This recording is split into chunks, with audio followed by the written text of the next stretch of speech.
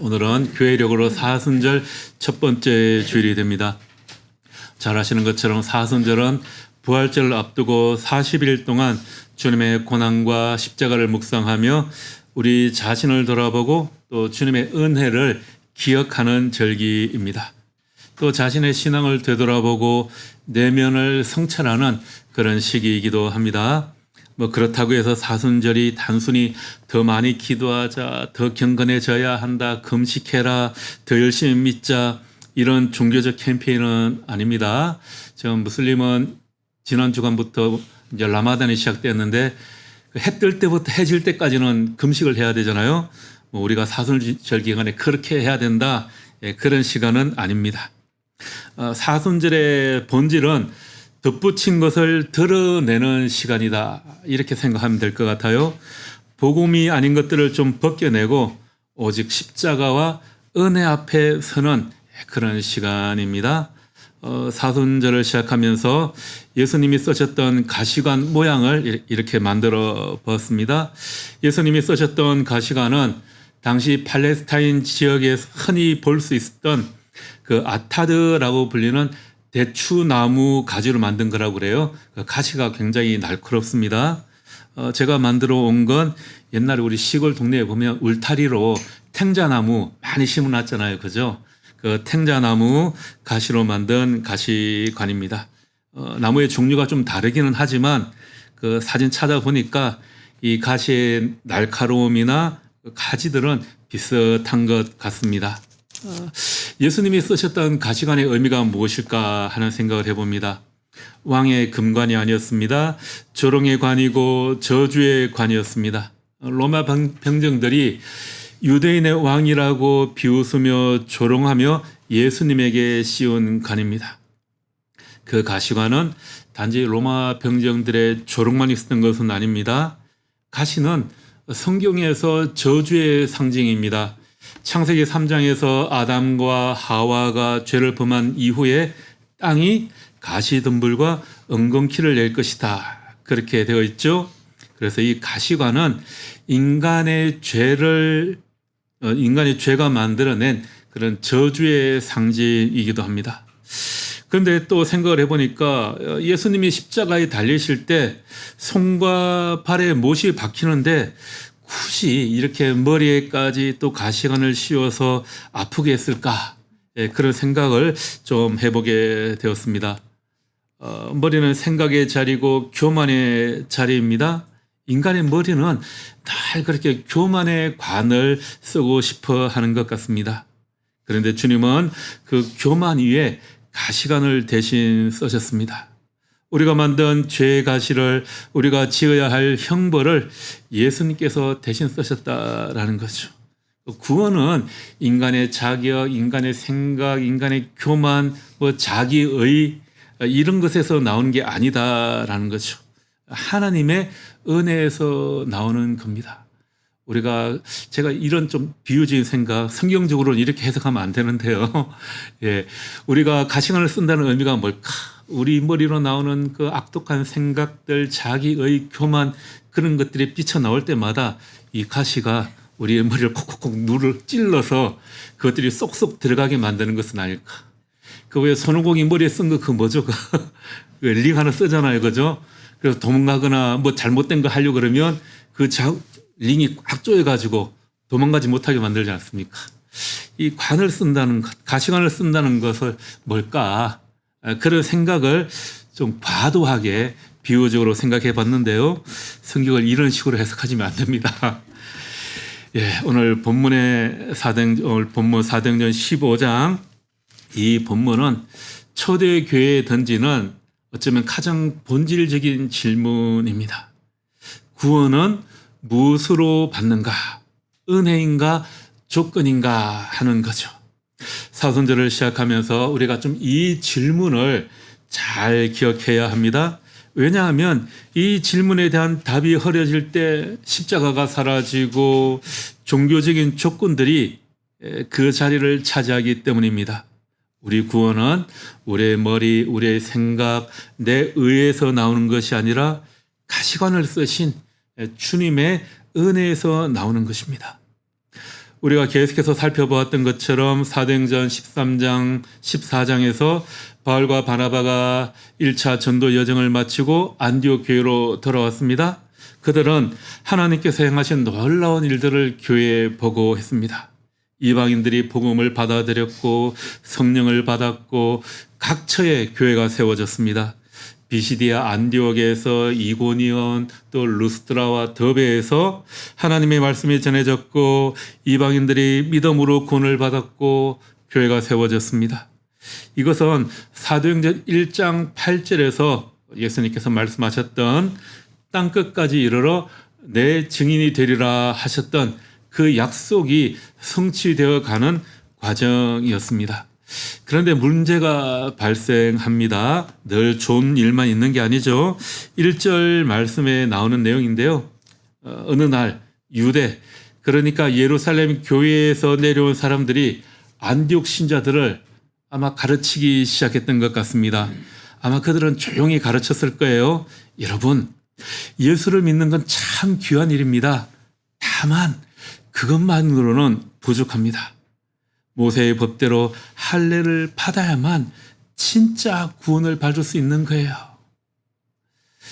예수 믿는 건 참 귀한 일입니다. 다만 여러분 요즘에 그 내란 판결 선고문을 듣다가 늘 우리를 짜증나게 하는 단어가 하나 있지 않습니까? 들을 때마다 다만 이 말을 들을 때마다 화가 갑자기 치솟아 오르시죠.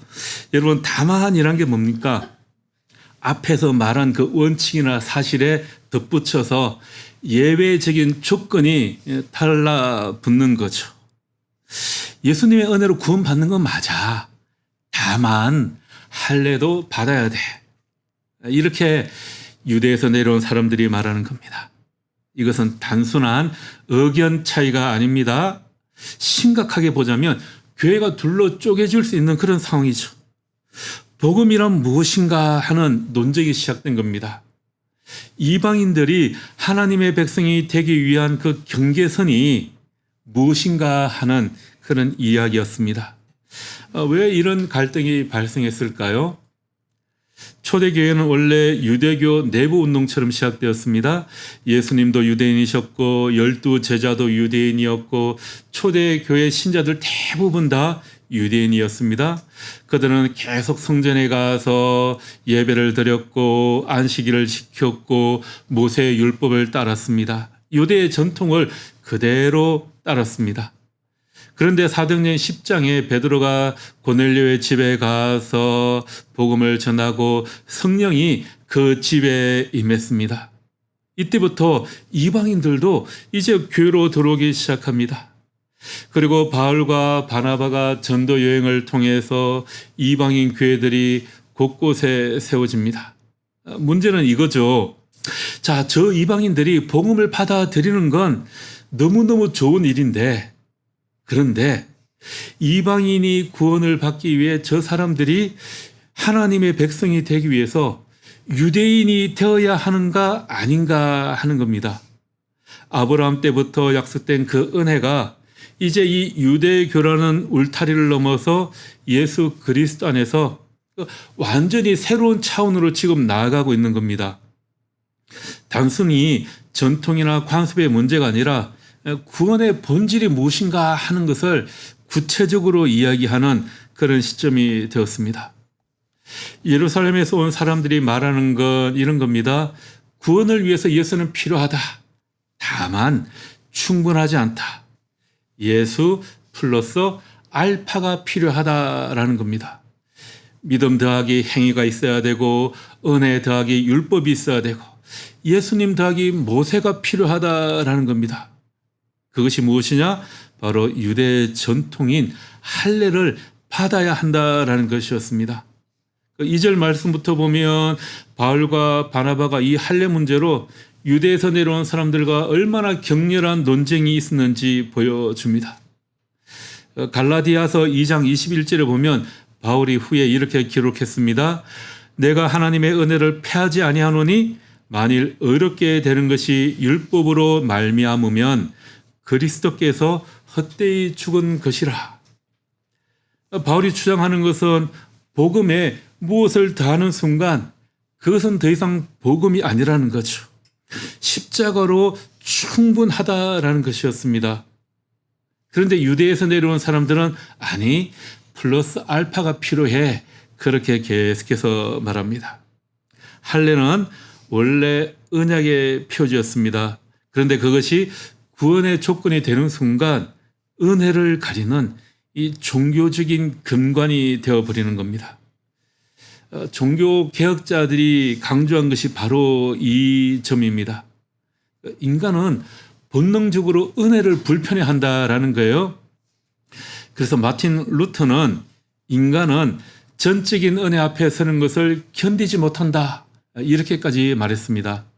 무슨 말이냐 하면 반드시 내 몫이 단 1%라도 여기에 들어가야 한다라는 겁니다. 그래야지 좀 내 자존심도 살고 소위 말하는 이 존심이 좀 세워지는 거 아니겠습니까? 내가 이만큼 노력했으니까 하나님도 나를 인정해 주시는 거겠지. 이런 보상 심리가 우리 안에 깊이 자리 잡고 있습니다. 하지만 여러분, 은혜에 무엇인가를 더하는 그 순간 그것은 더 이상 은혜가 아니다라고 바울은 말하는 겁니다.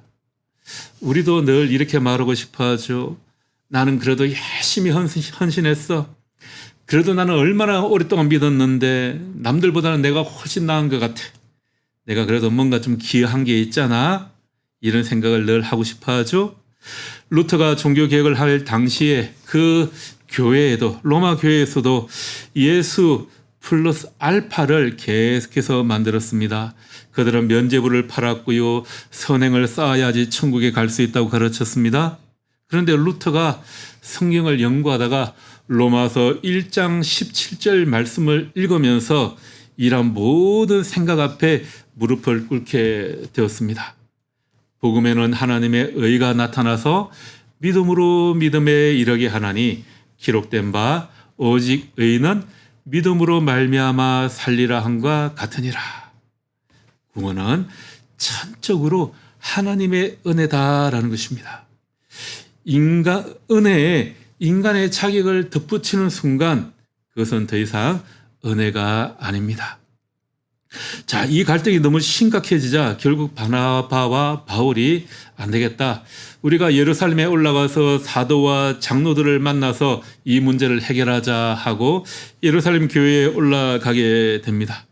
그런데 예루살렘 교회에서도 이 문제가 쉽게 해결되지 않았습니다. 6절, 7절 말씀 보면 사도들과 장로들이 이 문제를 다루려고 모였는데요. 아주 많은 논쟁을 벌였다 그렇게 이야기합니다. 많은 변론이 있은 후에 그러죠. 쉽게 결론이 나지 않는 정말 치열한 논쟁이었습니다. 왜냐하면 이것은 수천 년 유대 전통과 그들의 정체성이 걸린 문제이기 때문입니다. 그런데 왜 하필 그 많고 많은 율법 가운데 이 할례 문제를 가지고 이렇게까지 논쟁을 했을까? 왜 이 문제에서 단 한치도 유대인들은 물러서려고 하지 않았을까 하는 겁니다. 창세기 17장에서 하나님께서 아브라함과 약속을 하셨죠. 너희 중에 남자는 다 할례를 받으라고 합니다. 할례를 받지 아니한 자는 어떻게 된다 그랬죠? 내 언약에서 끊어질 것이다. 그러니까 유대인에게 이 할례는 단순한 종교 행위가 아니었습니다. 그것은 하나님의 백성이라는 언약의 표지, 하나님의 백성이라는 그 공동체 안으로 들어오는 경계선, 표시였던 겁니다. 할례는 나는 이제 하나님의 백성이다라는 그런 명확한 증표였습니다. 예수님 당시에 유대인들은 헬라 문화와 또 로마 제국의 식민지로 살아가고 있었죠. 그 억압 속에서도 유대인들이 끝까지 지켜낸 것이 세 가지가 있었습니다. 뭐냐 하면 안식일. 안식일 지키니까 로마인들이 저 게으른 것들 그렇게 놀렸죠. 그리고 안식일과 음식, 코셔를 지키는 것, 그리고 마지막 세 번째가 할례입니다. 특히 이 할례는 하나님 백성과 이방인을 구별하는 명확한 경계선이었습니다. 누가 하나님의 백성인가를 결정하는 표지였던 거죠. 하나님이 백성이 되려면 당연히 이 할례라는 표지를 가져야 하는 것 아닌가? 유대인들은 그렇게 여긴 겁니다. 자, 그렇게 수천 년을 지켜온 것인데, 이 식민지 하에서도 우리가 굳건하게 지키고 있는 것인데, 그런데 그 할례 없이 구원을 받는다? 유대인들은 도저히 받아들일 수가 없는 주장이었습니다. 그때 베드로가 일어나서 예루살렘 교회에 강력하게 이야기를 하죠. 7절에서 9절까지 나오는 내용입니다. 베드로는 10장에서 나오는 그 고넬료의 집에서 일어났던 일들을 이제 예루살렘 교회에 올라가서 아주 상세하게 설명을 합니다. 하나님께서 이방인에게도 성령을 주셨다라는 겁니다. 그들이 할례 없이 율법 준수 없이 오직 믿음으로 성령을 받았다라는 거죠. 자기도 처음에는 이상하게 여겼습니다. 그런데 하나님께서 성령을 주시더라라고 그렇게 이야기를 합니다. 로마서 4장에서는 바울도 아브라함이 의롭다 하심을 받은 것은 할례를 받은 후가 아니라 할례를 받기 전이라고 이야기를 하고 있죠. 그러니까 할례는 구원의 조건이 아니라 이미 믿음으로 받은 의를 확정하는 표시다라는 겁니다. 베드로가 말하는 것도 하나님께서는 그들의 믿음을 보셔서 그들의 마음을 깨끗하게 해 주셨다라는 것이었습니다. 할례는 육체의 표지입니다. 그러나 하나님께서 원하시는 것은 마음의 할례를 원하신다라는 겁니다. 육체가 깨끗해지는 것보다 우리의 마음이 깨끗해지는 것, 그것을 하나님께서 원하십니다. 신명기 10장 16절, 30장 6절에 보면 하나님께서 마음의 할례를 행하라 말씀하시죠. 또 예레미야 4장 4절에서 또 이렇게 말합니다. 너희는 스스로 할례를 행하여 너희 마음 가죽을 베고 나 여호와께 속하라. 하나님께서 원하시는 것은 그 할례라는 외형적인 의식이 아니라 내면의 변화라는 겁니다. 그리고 베드로는 10절에서 또 계속 말하는데요. 10절 말씀 우리 같이 한번 읽어볼까요? 그런데 지금 너희가 어찌하여 하나님을 시험하여 우리 조상과 우리도 능히 매지 못하던 멍에를 제자들의 목에 두려느냐. 이스라엘은 율법을 받았지만 자기들도 끊임없이 율법을 어겼다는 겁니다. 베드로는 뭐라고 합니까? 아니 우리 조상뿐만 아니라 지금 우리도 여전히 이 율법을 온전히 지키지 못하고 있는데 우리 유대 신자들조차 율법을 통해서 어렵게 되지 못한다는 것을 우리가 알고 있는데 왜 그 무거운 짐을 저들에게 지우려고 하느냐라는 겁니다. 인간은 율법을 온전히 지킬 수 없습니다. 로마서 3장 20절에서 이렇게 말씀하시죠. 율법의 행위로는 그 앞에 의롭다 하심을 얻을 육체가 없나니 율법으로는 죄를 깨달음이니라. 율법은 우리를 구원하기 위해서 주어진 것이 아니라 우리의 죄를 깨달도록 주어진 것이다 라는 겁니다. 지난번에도 한번 말씀드렸는데요. 율법은 그래서 거울입니다. 거울 앞에 서면 우리가 얼마나 지저분한지 우리의 더러움을 발견하게 되죠. 그러나 그 거울이 우리를 깨끗하게 해 주지는 못합니다. 베드로는 말합니다.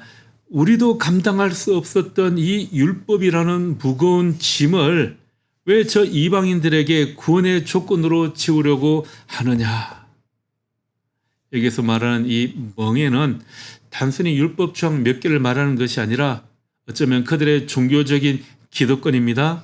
당시 유대 신자들에게 할례는 자기들만 선민이라는 그런 우월감의 상징이었습니다.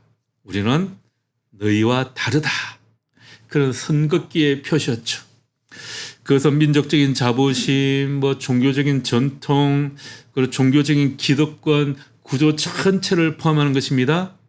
할례는 아브라함 언약의 표지입니다.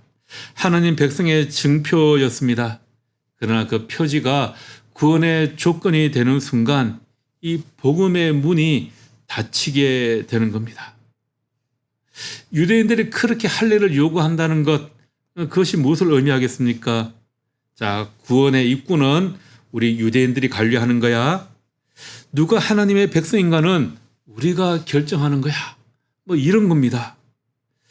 유대인들이 할례를 포기한다는 것은 이런 율법 중심 공동체에서 그리스도 중심 공동체로 완전히 전환되는 것이죠. 자기 기득권을 내려놓아야 하는 것입니다. 그러니까 이것은 단순히 신앙 논쟁 이상의 것이었습니다. 한편으로는 권력의 문제였고요. 유대인에게는 자기의 기득권을 다 내려놓아야 하는 그런 상황이었습니다. 우리도 그런 경우가 있지 않습니까? 오직 은혜를 늘 외치는데 보이지 않는 할례가 우리에게도 있지는 않은지 좀 생각해 보아야 합니다. 이 교회의 문을 들어오는데 벽이 있지는 않은가? 우리도 모르게 복음에 더하고 있는 그런 조건들이 있지는 않은가? 우리도 모르는 사이에 성도들에게 예수 그리스도 외에 또 다른 멍에를 씌우고 있는 것은 아닌가? 좀 생각해 보아야 합니다. 우리 교회는 말이야 한 10년 이상은 열심히 봉사해야지 집사 될 수 있어 라고 하늘 자매에게 이야기하면 큰 짐이겠죠. 그래서는 안 된다라는 겁니다. 야, 방언은 받아야지 진짜 성령 받은 거지. 이 정도 헌금은 해야지 축복 받은 거지. 이런 짐을 지워서는 안 된다라는 겁니다. 인간은 언제나 자신을 구원의 협력자로 만들고 싶어 합니다. 종교개혁자들은 그 순간 십자가는 가려지고 은혜는 더 이상 은혜가 아니다라고 계속해서 강조합니다. 베드로는 그래서 이렇게 말하죠. 왜 하나님을 시험하려고 하십니까? 복음의 조건을 다하는 것은 하나님을 시험하는 일이라고 합니다. 그것은 이런 말이죠. 주님, 십자가만으로는 부족합니다. 우리의 노력이 조금 더 필요합니다. 라고 말하는 것과 같다라고 베드로는 이야기하는 겁니다. 자, 그러나 베드로는 11절에서 우리는 그렇지 않다. 우리는 그렇지 않아야 한다고 이야기합니다. 11절 말씀 우리 다시 한번 같이 읽어볼까요? 그러나 우리는 그들이 우리와 동일하게 주 예수의 은혜로 구원받는 줄을 믿노라 하니라. 베드로는 유대인입니다. 율법을 받은 사람입니다. 아브라함의 후손입니다. 할례를 받은 사람이었습니다. 그 베드로가 말하는 거죠. 우리도 저들도 구원의 방식은 오직 하나입니다. 주 예수의 은혜입니다. 유대인에게 특별한 구원의 통로가 따로 있는 것이 아닙니다. 이방인에게 더 낮은 수준의 구원이 주어지는 것도 아닙니다.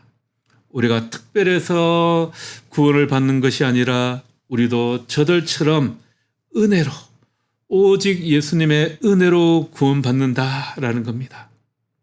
뭐 유대인은 할례를 받아서 율법이 있어서 구원받는 것이 아니라 아브라함의 후손이어서 구원받는 것도 아닙니다. 오직 예수의 은혜로 구원받습니다. 은혜 앞에서는 유대인도 이방인도 오래 믿은 사람도 이제 갓 믿은 사람도 모두가 다 동일하다는 겁니다. 모두가 십자가 앞에서 그래서 겸손해져야 합니다. 은혜는 차별이 없습니다. 은혜 앞에서는 모든 사람이 다 평등합니다. 왜냐하면 우리가 모두 다 죄인이고 모두가 그리스도의 십자가가 필요하기 때문입니다. 구원 앞에서는 잘난 사람도 못난 사람도 없고요. 모태신앙도 오늘 처음 교회에 발을 들인 사람도 다 동일합니다. 오직 주 예수의 은혜 앞에 동일하게 서는 것입니다. 가시관을 쓰신 주님 앞에 서면 우리가 자랑하던 그 모든 조건이 다 사라지게 됩니다. 여러분 이 가시관을 다시 한번 보십시오. 왕의 머리에 쓰신 금관이 아닙니다. 관은 통치의 상징이죠. 그러나 병사들은 예수님의 머리에 예수를 조롱하며 가시관을 씌웠습니다. 그리고 유대인의 왕이로다 이렇게 말합니다. 그런데 그 조롱이 진리가 되었습니다. 예수님이 진짜 왕이셨습니다. 다만 금관이 아니라 고난의 가시관을 쓰신 왕이셨습니다. 제가 처음에 말씀드렸던 것처럼 우리의 머리는 생각과 자존심, 교만의 자리입니다. 머리는 생각하고 사고하고 판단하는 자리입니다. 그래서 우리 머리는 늘 나는 옳다, 나는 충분하다, 나는 어렵다, 내 생각이 맞다 이런 생각들이 늘 자라나게 되죠. 인간의 교만은 그렇게 머리에서 시작이 됩니다. 종교적인 교만도 마찬가지입니다. 그 교만 위에 예수님이 가시관을 쓰셨습니다. 그 가시가 인간의 교만, 자꾸만 삐져나오는 자기의 내 생각을 찌르는 것입니다. 우리가 사순절 기간 이 가시관을 볼 때마다 우리 교만과 잘못된 생각 위에 이 가시관을 씌울 수 있어야 하겠습니다. 그래서 높아지려는 인간의 욕망, 자기 교만, 자기 생각을 좀 찔러서 낮아지게 하시는 그 하나님의 은혜를 경험할 수 있기를 기도합니다. 저 가시 하나하나가 나의 어려움과 나의 교만을 찌를 때 우리는 예수님을 더 온전히 보게 될 것입니다. 주님은 다만을 덧붙이지 않으십니다. 우리가 사순절을 보내면서 예수 플러스 알파라는 복음이 아닌 다른 것들을 벗겨내고 오직 십자가와 은혜 앞에서는 그런 은혜의 시간이 되시기를 주님의 이름으로 기도합니다. 기도하겠습니다. 은혜의 하나님, 우리가 매지 못할 멍에를 벗겨주시고 오직 주 예수의 은혜로 구원해 주심에 감사합니다. 우리는 끊임없이 나의 의와 조건을 내세우며 예수님 플러스 알파를 찾지는 않은지 돌아보게 됩니다. 내가 만든 종교적 금관을 내려놓고 우리를 위해 저주를 대신 받으신 주님의 은혜만을 붙들게 하옵소서. 한 주간 우리 삶 속에서 은혜의 십자가만 자랑하며 살게 하옵소서. 예수님 이름으로 기도합니다. 아멘.